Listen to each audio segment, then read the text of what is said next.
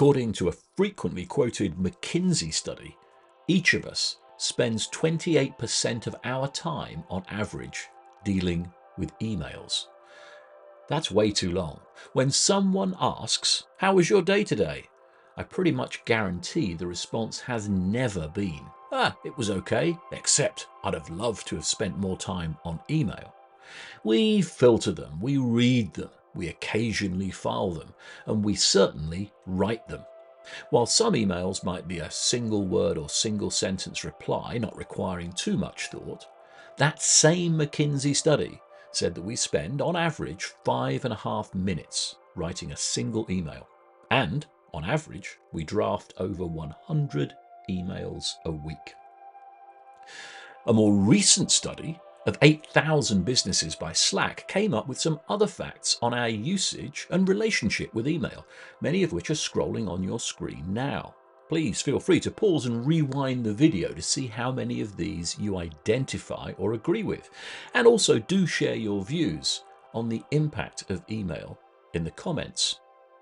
Welcome to the world of the modern workplace, where client relationships and dealings with our colleagues are built on communication, and communication often means email in one form or another.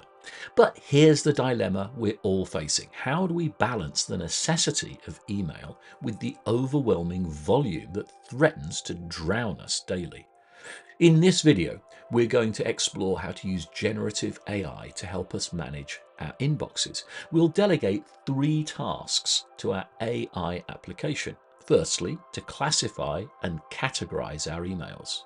Secondly, performing research to draft replies. And finally, to write drafts of the prioritized emails that matter.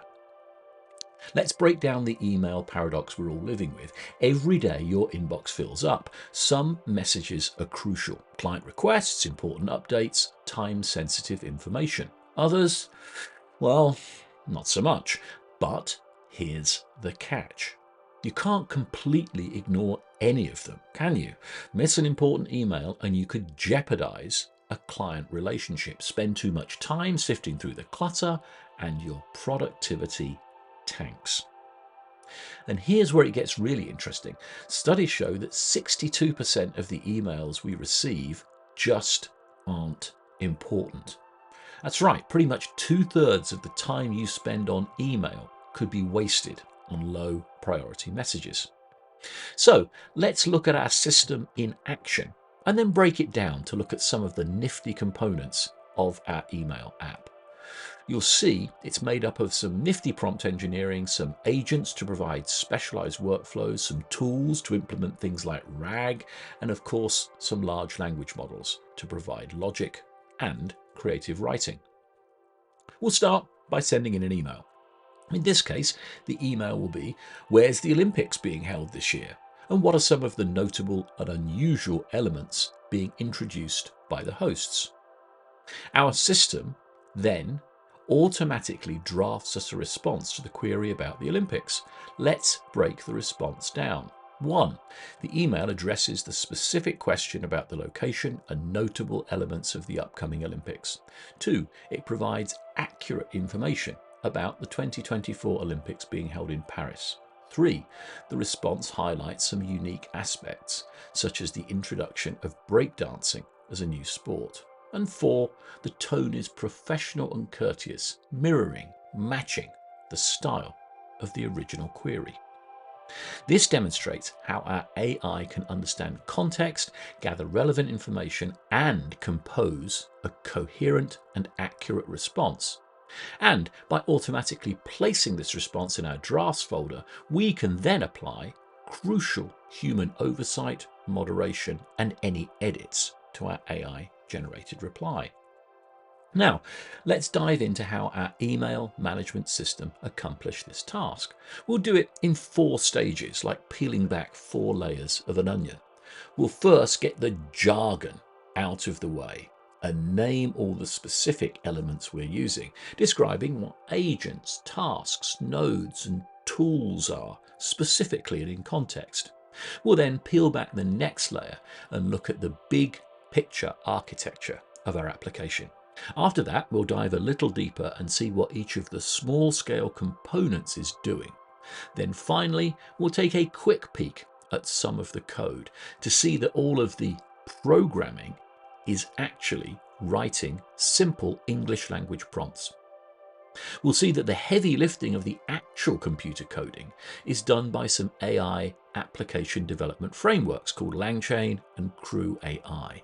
By using these frameworks, all we need to do to change or improve behavior is to change the English language that we use in our prompts. Crew AI is built to work with LangChain and provides a great framework for developing AI apps with agents. It handles all of the orchestration of workflow, binding agents with tools to retrieve information, and providing tasks, which then build prompts to help guide the behavior of the agents in our system. To simplify the design and implementation, we use graphs. A graph has a state which keeps track of updates and relevant data. A graph has nodes which directly modify the state, and a graph has edges which control the workflow of the graph, choosing which path in the graph to traverse based on the current state. Now, look, that's a lot of jargon and component names. Let's simplify this. Let's now take a look at our AI-powered email management system in action to help make the concepts more concrete, relevant, relatable, and understandable. We'll start with our inbox. We'll get our AI to look at the unread emails and make a decision. The decision, is this email important or is it spam? For our important messages, we'll want the AI to craft a reply and save it to our draft folder so that we can review it and possibly edit it before sending. In order to craft a reply, it might need to search the internet or our own internal file systems, so let's cater for that. So, as the AI scans the inbox, it needs to figure out whether the email is important or if the email is spam. It finds a message and adds this message to the state. The AI then decides that this particular email is important, and it looks at the content. Based on the content, it figures out if there's any action required, such as an internet search for more information, like, in our case, the location of the upcoming Olympic Games, and anything novel about this particular Games. It searches the internet and appends the state with the results of the search. It then passes the appended state to the writer, and the writer drafts the reply, adding this to the state. The control then passes back to the inbox. The AI then takes a look at the next unread message. In this case, it figures out it's spam. There's no need to update the state, no action, and no writing necessary.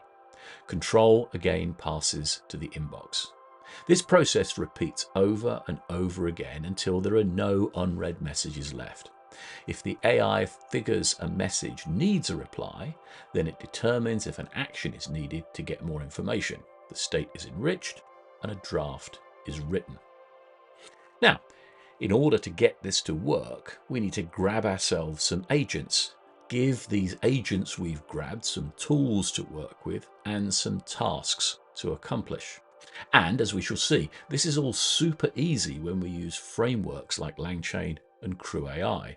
Rather than programming our agents, tools, and tasks using languages like C++, Java, or Python, all we have to do is to write some English language text to give each agent a role, a goal, and a context or backstory.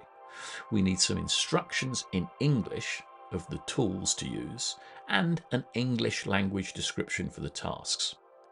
Behind the scenes, Crew AI and LangChain turn all this English language text into prompts to elicit the behavior you've just seen to manage an inbox, retrieve relevant information, and answer an email. Let's peel back the next layer. So for this system, we're using 3 agents. A filter agent that can figure out whether an email is important or not. Secondly, an action agent to determine if we need more information from search. And finally, a writing agent to create an email response and save it to our draft folder for review and enhancement before sending. We'll give each of these agents some tools to be able to perform their tasks.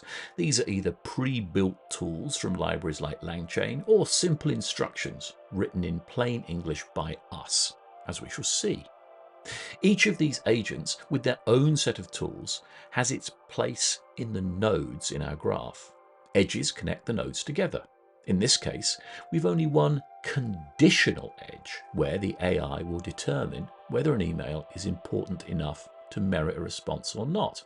Otherwise, the edges just shift the state along the production line to firstly search for relevant information and then draft the response.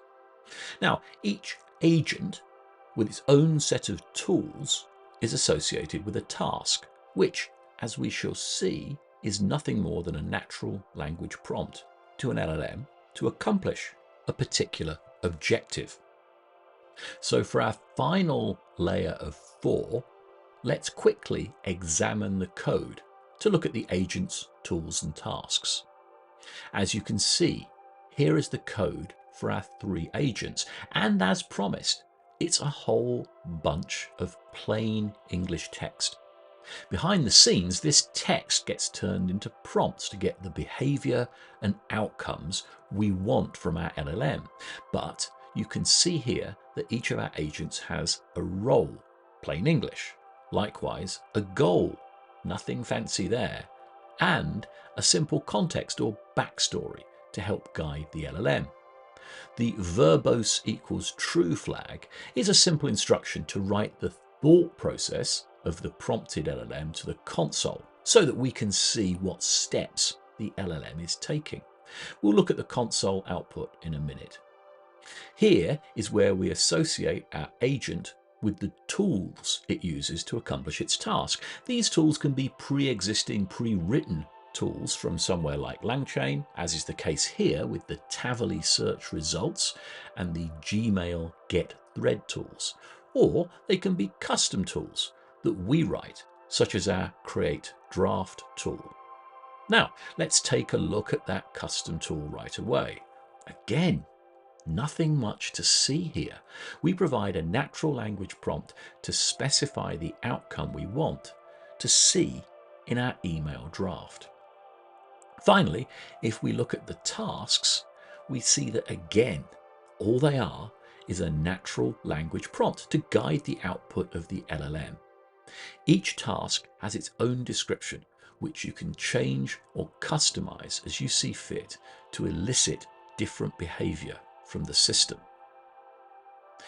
All of this code has been written by João Moura, and there's a link in the description to the GitHub repo that contains this and other examples of agentic applications using LangChain and CrewAI.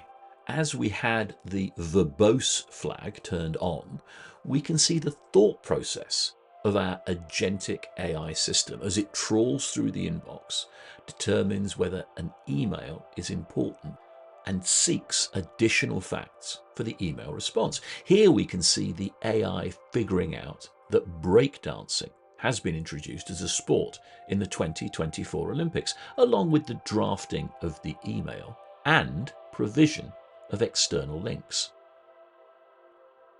As we wrap up our journey through the world of AI-powered email management, let's take a moment to reflect on what we've seen. The table you see before you isn't just a collection of technical terms. It's a blueprint for reclaiming your time and transforming how you work.